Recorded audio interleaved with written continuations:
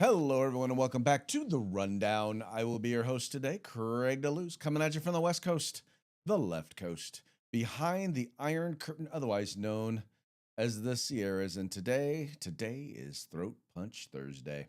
Guess what day it is? Guess what day it is? Who's ready? It's Throat Punch Thursday, bitch.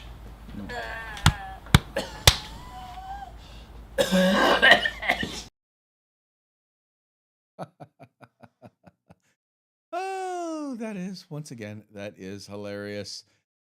All right, folks. Well, hey, Craig DeLuz here once again, coming to you live, 3 p.m. Pacific, 6 p.m. Eastern, live from Sacramento, California, on The Rundown, talking about the news of the day. Now, Mike is going to be, well, he's not going to be with us for a few weeks. He's taking some time off. He's going to be doing a little traveling and having a good time. So it's just going to be us. So I'm going to be counting on each and every one of you to participate in the conversation. Let us know what's up. You know, I always look forward to when you do comment. Just so you know, I'm watching right over here. Right over here, I got all the things set up so I can see what you folks have to say. And if I find it to be interesting, I will share it. And if I don't, I won't. But just so you know, the most interesting comments are the ones that you actually share. Where you disagree, because when you disagree with us, it gives us the opportunity to mock you. Oh wow, is that a mockingbird? Man, is that a mockingbird? Is that a mockingbird?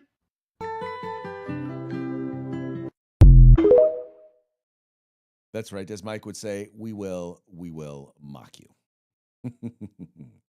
Anyway, good times. We're having a good time here. Anyway, let's go ahead and get started with the show. And you know how we usually do it. We usually start off with a quick shout out to our sponsors. And we'll start with Hitman Industries. Hitman Industries makes rifle and pistol barrels, caliber barrels. They are available at any length. All you have to do is go to hitmanindustries.net. That's hitmanindustries.net. If you've purchased an AR in the last few years, there's a good chance you already have one of their barrels. So why not get another one? So whether you're looking to rebarrel your old rifle or maybe you're looking to do a brand new build, start your project, start your experience with Hitman Industries. And then we've got the California Republican Assembly working to help elect conservatives at all levels of government, from school board all the way up to President of the United States. In fact, Ronald Reagan once referred to CRA as the conscience of the Republican Party. Why don't you take a moment and find out why? Just go to cragop.org. That's cragop.org and check them out. If you want to be a part of California's future today, you got to join CRA. And then we've got the best in concealed carry tactical holsters available on the market. You will find them at hawgholsters.com. That's HAWG holsters.com. Spelled kind of funny, but that's because they like helping Americans wear guns. That's right. You want to know how much? They want to so much, they want to give you yours on a discount. So go there, check out their website. When you find the one you want, make sure you use the discount code The Rundown. All caps, no spaces, one word, just like it is right up there. Get your hog holster today. And then finally, it's about that time. The weather's changing, which means your gear is probably going to need to change. So go to uscombatgear.com where you can find all things tactical except the gun. Now, they specialize in group sales. So if you're the purchasing agent for your department, for your unit, for your club, folks, go there now. Go there, check them out. They've got a huge selection. They've got competitive pricing, and they've got the best customer service on the market. Go there right now, uscombatgear.com, where you can find all things tactical except the gun. Wanted to start off today with what I consider to be some epic trash talking. And, it's one thing to be winning the war in Iran, which clearly we are.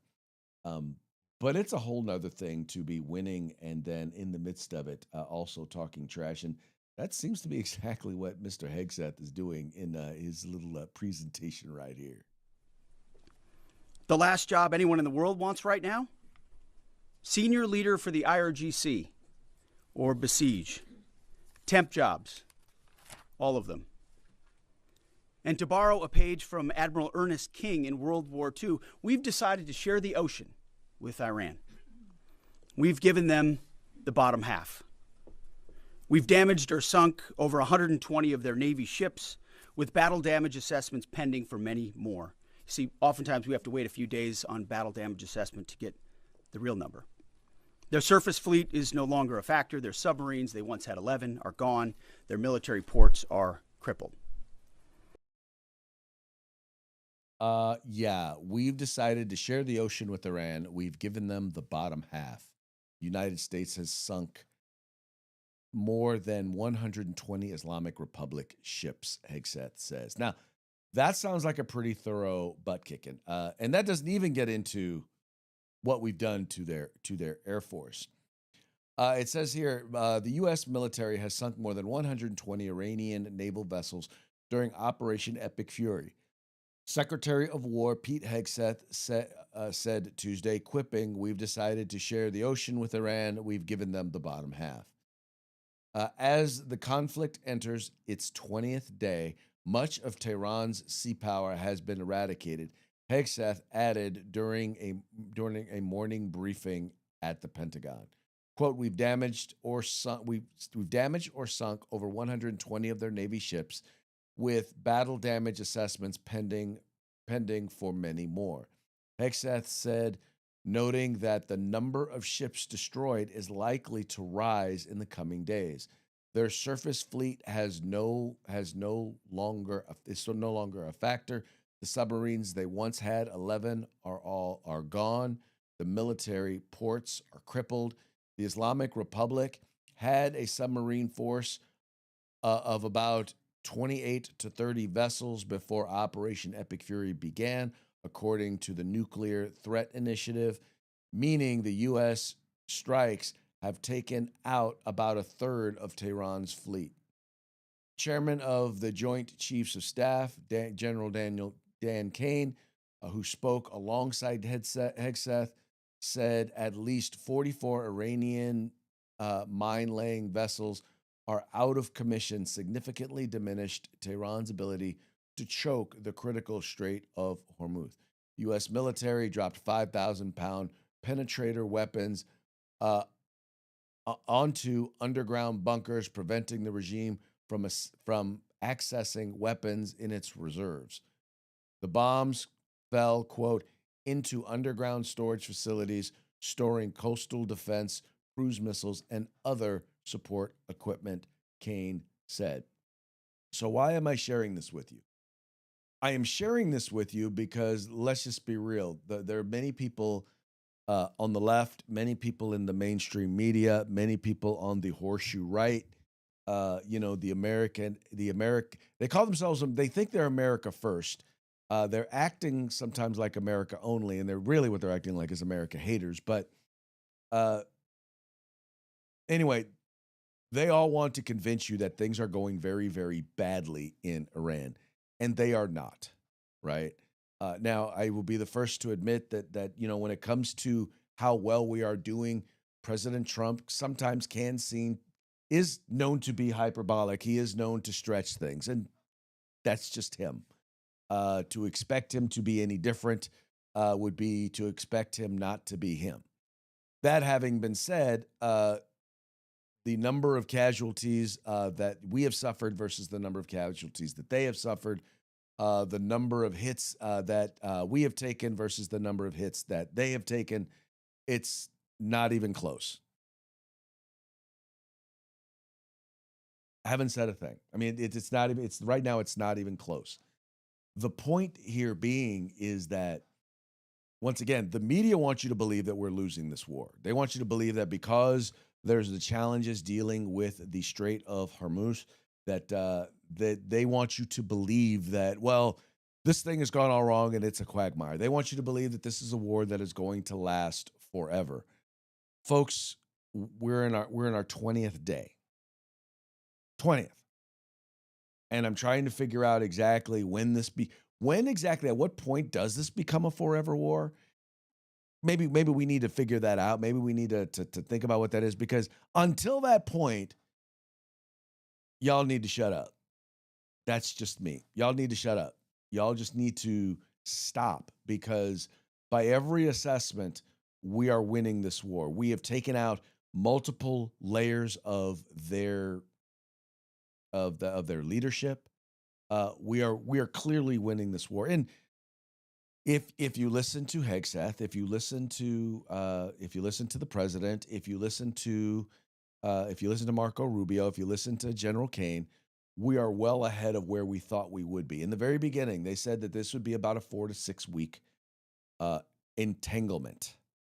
I don't know that it's going to be that long.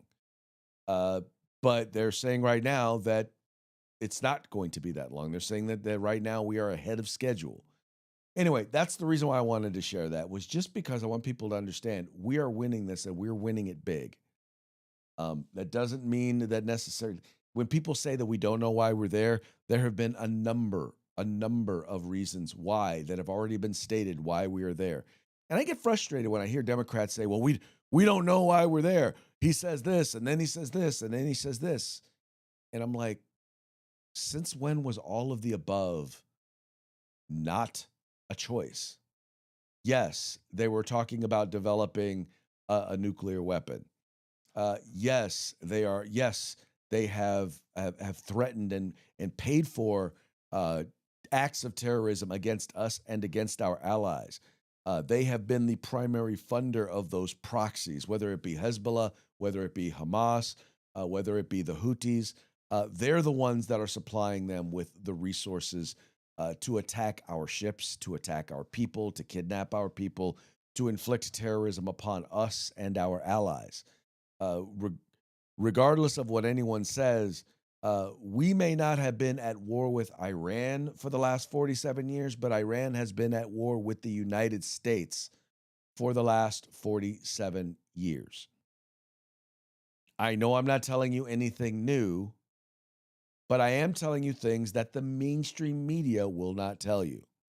You know, I get it here. You see, Ronald Aaron Lopez, watching us over on YouTube, said, well, I haven't said I would share anything. I don't know what he means by that. You haven't said that you would share anything, so then don't. But anyway, the point being, and the reason why I point that out is because somebody has been a sharing something, right? Somebody has been, or maybe somebody has been a sharing something, and the one person that they're investigating just happens to be the guy who was running the Department of was it the Department for Anti-Terrorism, right? That's the department that we're talking about. Anyway, here let's talk. We're talking about Mr. Joe Kent, and here's a story from Fox News where they're talking about the fact that he is now under investigation by the FBI. Sources are saying that Joe Kent, the former director of the United States National Counterterror Center, this is from Semaphore, he just resigned. He's now under FBI investigation for allegedly leaking classified information.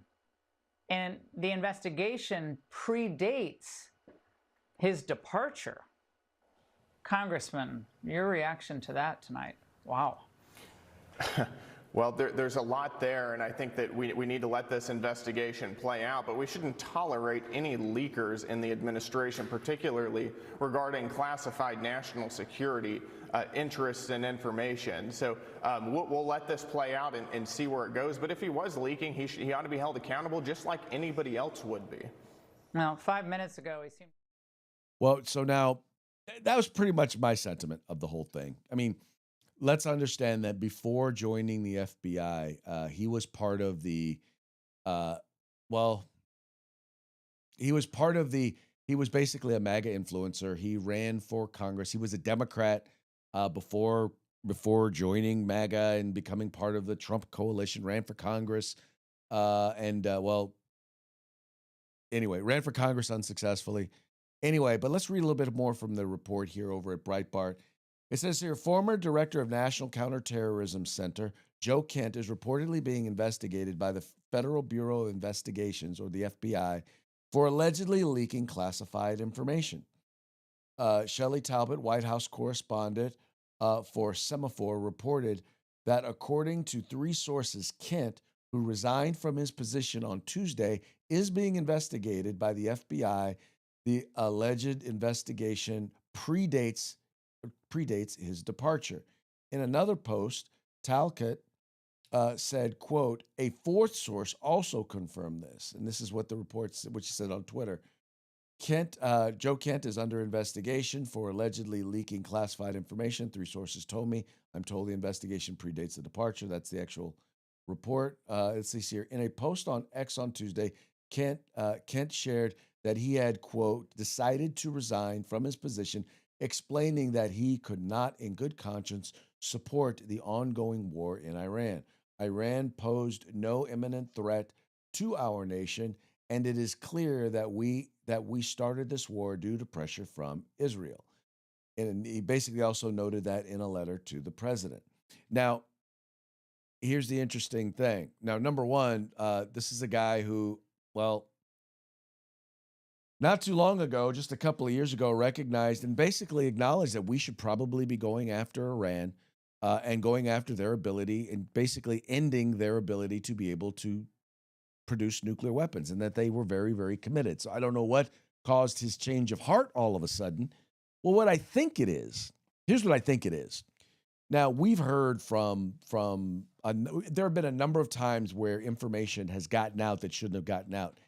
And it seems to always side on the side of the America. They call themselves America First. They're really kind of isolationist wing of the Republican Party, or not just of the Republican Party. They tend to be isolationists. And there are a number of them in the administration. Probably the best and most visible isolationist is probably the vice president. But, you know, his positions, he has made it very clear. He supports the president and what the president is doing and the direction that the president is going, and believes that what he's doing is correct. But he's probably the most visible of the isolationists that are in the administration. Well, you notice that when there have been leaks, it always seems to be information that would kind of support the position of the isolationists, of the America only wing of the administration. So I don't know. I'm still.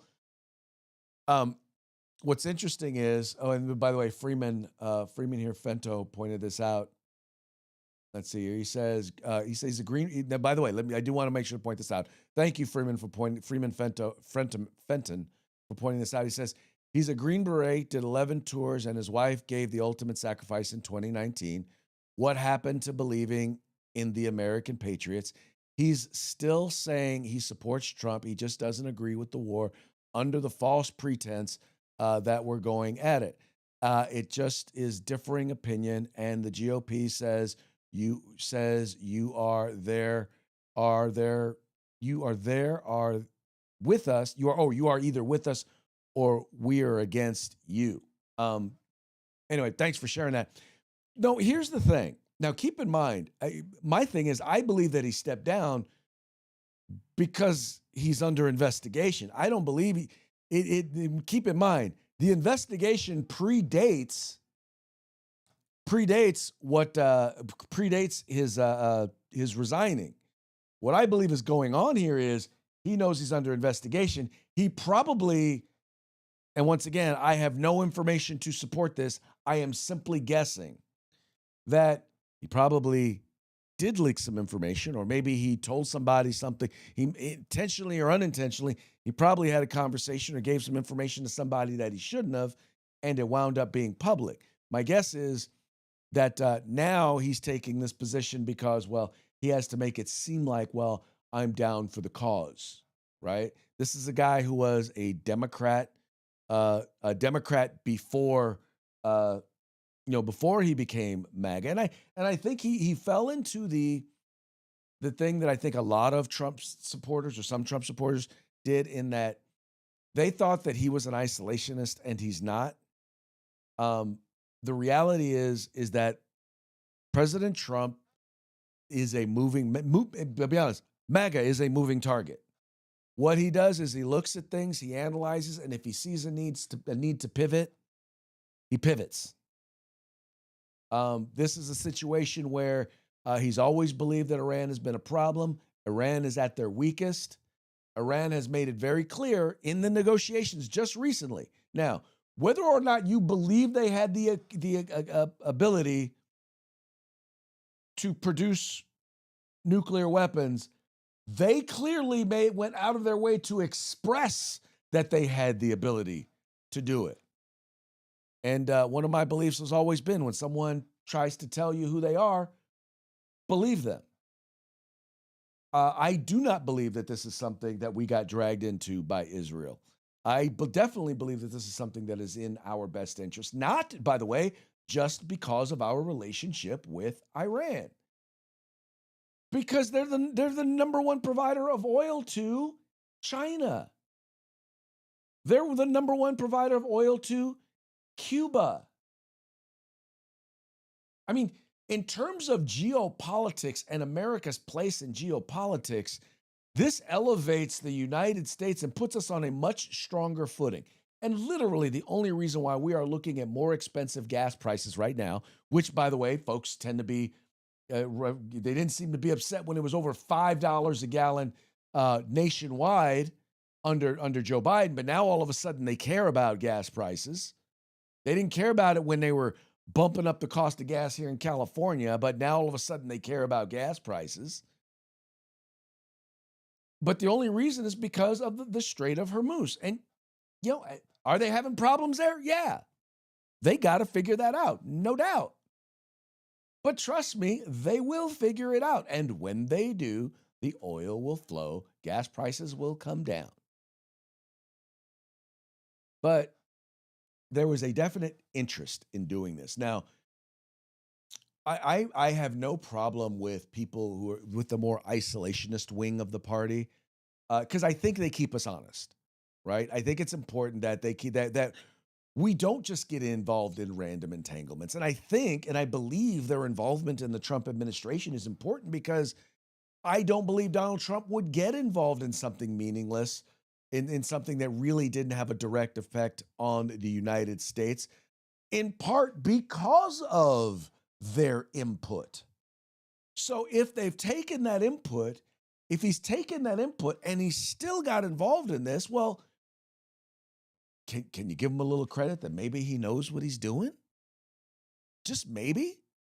I mean, I'm only looking at this from the perspective of not that I agreed with Donald Trump when he first got elected, not that I've agreed with everything that he's said, but when I look at his record, in particular when it comes to international politics, right? The way he's engaged on the international scene, he's been right a lot more than he has been wrong. So, whether you're giving him the benefit of the doubt, or you believe that what he's doing is right, I mean, come on, cut the brother some slack, and stop with the Israel is wagging the dog. I'm sorry, look, Israel is not even in the top 10, or Israel-related organizations or individuals are not even in the top 10 of political givers for either the president or most of Congress. They are not.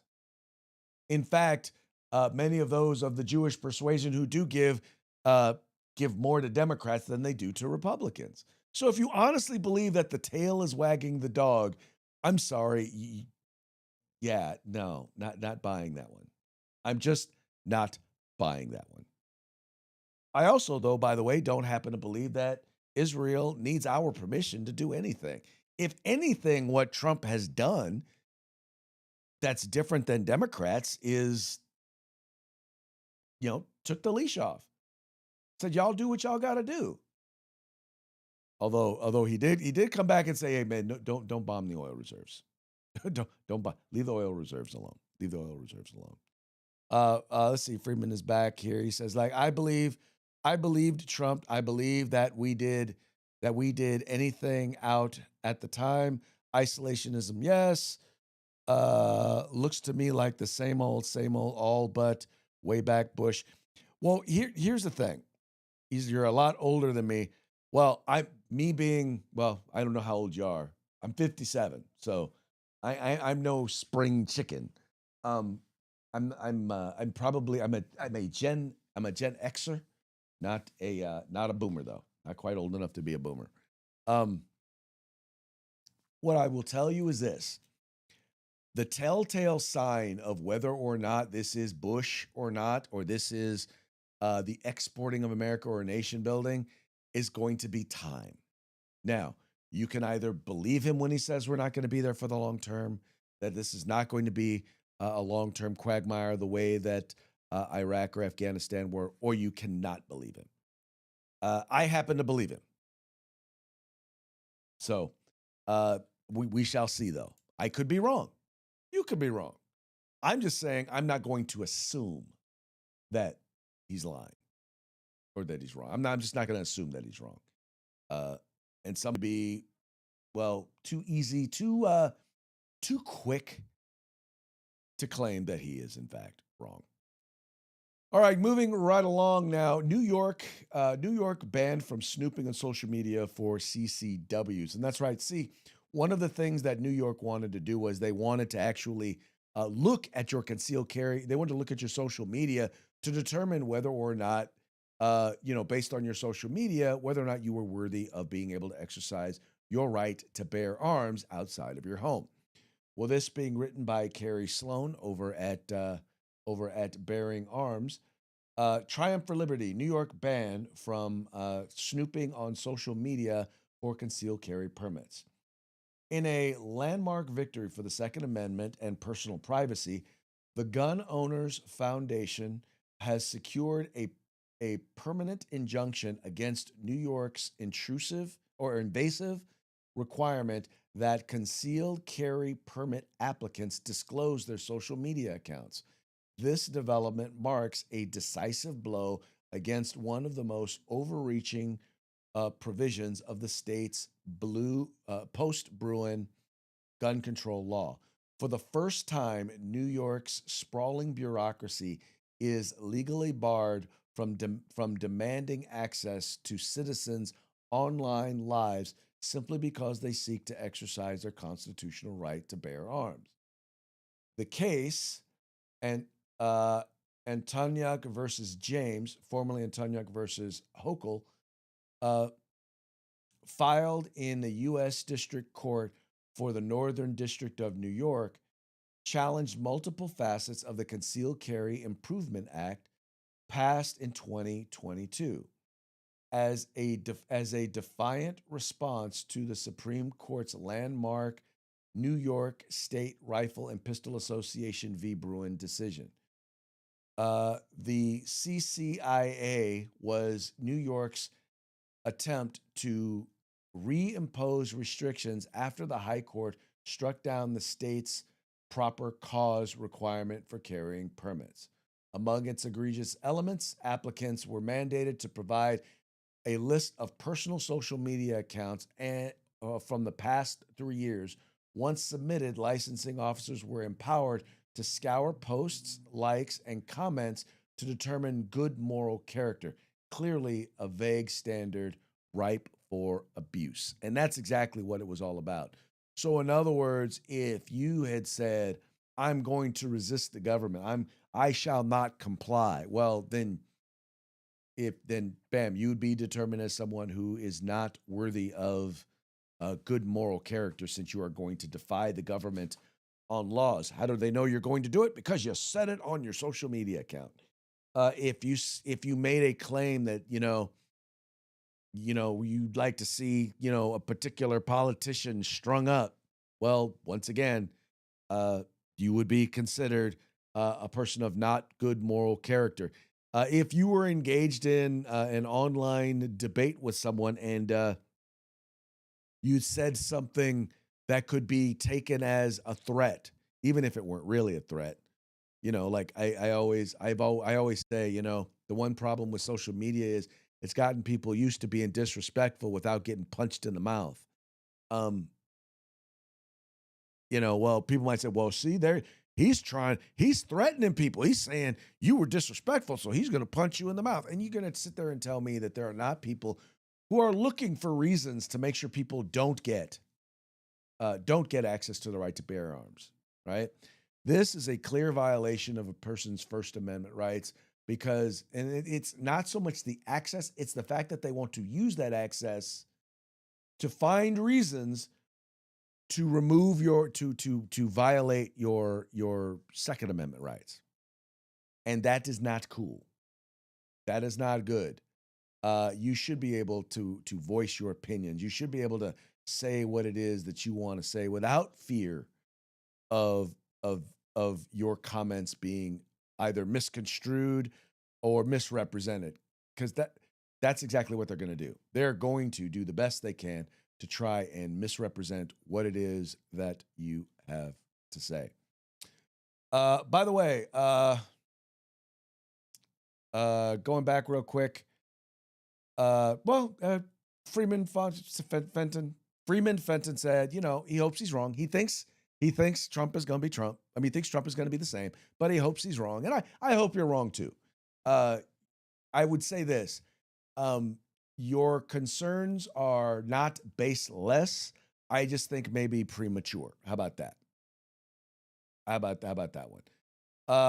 We have Todd from 2A in Florida. Todd, thank you so much for tuning in.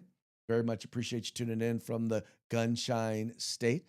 But yeah, these folks in New York, man, once again, they're looking for reasons. See, gun grabbers are looking for reasons to take away your right to keep and bear arms. And that's why all of your other rights become suspect. Your right to private property, your free speech rights in this particular case become suspect. Your right against unreasonable search and seizure, your right to due process.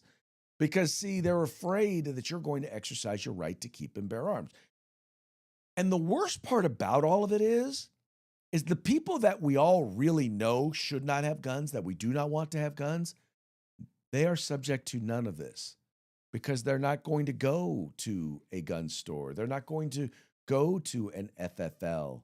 They're not going to go through the legal process of obtaining a firearm. There is a reason why over 90%, it's somewhere like 96% of the firearms that are determined to be crime guns are not in the possession of the person who actually is the listed owner of that gun, the person who originally purchased it. That's because they're usually stolen. They're oftentimes they are straw purchases. These are people who've gotten these firearms illegally because they plan on using them for illicit and illegal purposes. So all of these things that they're talking about doing, and now they're saying you have to have that in order. For example, in this particular case, criminals are going to carry a gun if they want to carry a gun. They don't care. There's a reason why people who have concealed carry permits are among the most law-abiding. Because they're bothering to go and get permission to exercise a right. They shouldn't have to do that, but they do. They're willing to because they want to follow the law. They are, by definition, law-abiding. Anyway. New York. Get a rope. Anyway, moving on to our next story. Records show, this is in California, records show 89 hospice companies at one LA office plaza. We were talking about this yesterday. The reporter, Mr. I think his name is Nick Shipley, decided that he was going to go ahead and do he started doing investigations here in the state of California, and lo and behold, let's just say that he's discovered a bunch of stuff. Well, CBS News decided that they were going to look into some stuff as well, and guess what? They found some stuff. This being reported by CBS News. Right now, I want to say CBS News once again because you got Barry Weiss over there who now has got them actually reporting on the news without political agenda. It says your state records show 89 hospice companies at one Los Angeles office plaza. We went to look for ourselves. It says here the Marabi Professional Medical Plaza, a 3-story, 32,000 square foot stucco and glass office building in Los Angeles, is home to a salon, a law office, a modeling agency, a realty corporation, and also 89 licensed hospice companies. Patient advocate Sheila Clark, who has worked to expose allegations of widespread Medicare fraud in the hospice industry, calls this building ground zero for the issue. Quote, this particular building I noticed. I'm having, dang, how can there be that many licensed and certified hospices in one tiny little building? Clark said. The building is among the most extreme cases of what's known as clustering. To turn up a sweeping CBS News investigation, a grouping of large numbers of hospice offices that state auditors consider a major red flag for potential fraud. The Van Nuys address for Merabi Plaza appears dozens of times in state records for licensed hospice companies. Inside the building's entry hall, a directory lists numerous hospice agencies that line the long tiled hallways along the building. The building's owner claims many are no longer there. Clark said it makes, quote, no sense to find so many licensed and certified hospice company offices operating inside a single building.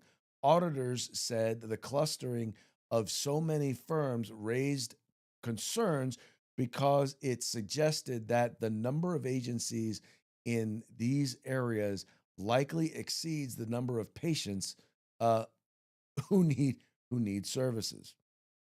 Concerns about clusters appear in a 2022 California State Auditor's report, which found the Los Angeles County had experienced a 1,500% increase in hospice companies county-wide since 2010.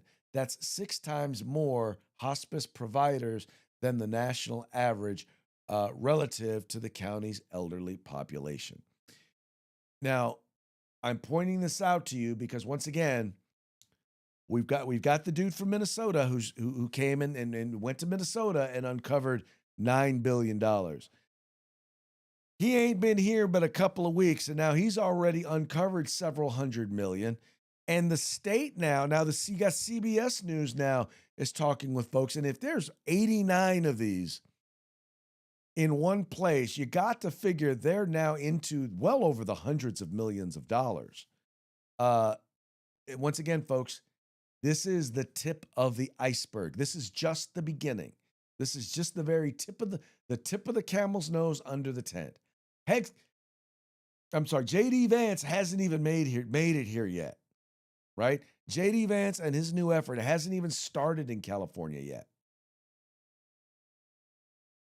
This is not going to look good for California. This is not going to look good for Gavin Newsom. This is not going to look good for the city and county of Los Angeles or San Francisco or Alameda or San Diego. It's not going to look good for the Democratic-controlled monopoly in the state of California because they run everything. They run it all. And I'm willing to bet you that when push comes to shove, you're not only going to find that those that those communities have been guilty of giving into or not addressing waste, fraud, and abuse, but I'll bet you dollars to donuts it's going to come back to campaign contributions. I'll bet you a whole lot of campaign contributions, not just campaign contributions, but campaign contributions to some of their favorite nonprofits is also going to come under question. Not saying, just saying. All right, folks, well, that now brings us to our parting shots. Parting shots are brought to you by Hog Holsters. Just go to hogholsters.com. Use the discount code The Rundown, all caps, no spaces, one word, and get your Hog Holster on discount. All right, all of our parting shots today are going to be brought to you by Babylon Bee, the fake news that you can trust. This first one here, California celebrates the installation of a single LA trash can that cost $400 billion and took 18 years to build. They're calling it high-speed waste disposal installation. Folks, if you knew how hard it was to get anything done in the state of California because of the bureaucracy and the taxes and the lawsuits, trust me, you would cringe because that's pretty darn close to the truth. Next here, Gavin Newsom's 10 biggest accomplishments. Let's see what they are here. Let's see. 1, defying all expectations, he learned to read. Successfully ran multiple billionaires out of the state. Yes, he has. Matter of fact, we've lost about 1.3 to 1.5. Last I saw, trillion in wealth has left the state of California. successfully ran. Oh, I already did that one. Drastically lowered crime rates by just not prosecuting anything anymore. Well, yeah, because we took everything that was a felony and called it a misdemeanor, everything that was a misdemeanor, and we turned it into an infraction and let people out of jail. So yeah, that works. By the way, Kamala also gets some credit for that. Helped keep the struggling French Laundry restaurant afloat during the pandemic. Well, I don't know that he gets to count that because I'm pretty sure he ate there for free. Cleared out a ton of clutter in the Pacific Palisades. Oops. A fire reference. Reduce homeless population by negative 400%. That means he increased it. Anyway, made California's education system third overall. Okay. Oh, sorry, dyslexia again. 30th overall. Yeah, no, we're worse than that. Increased the state's oil production. That's with his hair, of course. Mentored the greatest politician California ever produced, Kamala Harris. Right. Did not ban satire, although he did try. Then, well, here's another good one. Democrats fear higher gas prices could affect Molotov cocktail production. Oh, that's funny. And then finally, Kevin the janitor, now the most senior military official in Iran. All fun stuff. Gotta love the Babylon Bee. Like I've said, I said it now and I'll say it again. If you do not subscribe to the Babylon Bee, you need to, because they are hilarious. And I want to see those. I want to see those cool headlines keep coming. All right, folks, well, that brings us to the end of our show. But before we go, we're going to give one more quick shout out to our sponsors. We've got Hitman Industries rifle and pistol caliber barrels available for you to purchase. HitmanIndustries.net. We've got the California Republican Assembly working to help elect conservatives at all levels of government, school board all the way up to President of the United States. We've got Hog Holsters. Get your Hog Holster, the best concealed carry tactical holster available on the market at hogholster.com.